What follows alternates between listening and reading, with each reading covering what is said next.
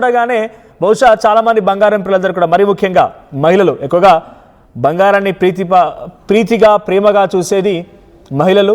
So వారందరికీ ఈరోజు 3,000 రూపాయల ధర తగ్గిందనగానే ఈ పండుగ వెళ్ళేది ఒక గుడ్ న్యూస్ అనే చెప్పాలి. సో గతంలో బంగారం ధరలకు సంబంధించి ఒక వారం రోజుల క్రితం వరకు మనం చూస్తే కనుక ఈ నెల మొదట్లో మార్చి 8వ తేదీన 1,61,000 ఉండేది. అది 10వ తేదీకి వచ్చేసరికి 1,64,000 అయింది.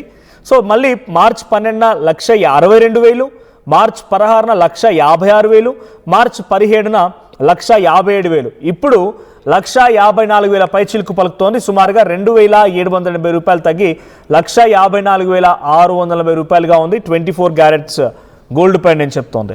సో ఇప్పుడు ఇంకా ఇది తగ్గుతుందానంటే మార్కెట్ సిచ్యువేషన్ చూస్తుంటే అమెరికా ఇన్ఫ్లేషన్ రేట్ బయటకు వచ్చింది కాబట్టి ఇప్పుడు బంగారం దాని ప్రభావం చూపిస్తోంది. కొంత తగ్గుముఖం పట్టింది. ఇది ఇంకా తగ్గుతుందా మళ్ళీ పెరుగుతుందా అనేది ఇప్పటికిప్పుడు చెప్పలేం. బికాజ్ అటు మిడిల్ ఈస్టర్న్ కంట్రీస్లో పెద్ద మొత్తంలో యుద్ధం కొనసాగుతోంది. ఆర్థికంగా ఇటు అమెరికా కూడా దెబ్బతింటూ వస్తోంది.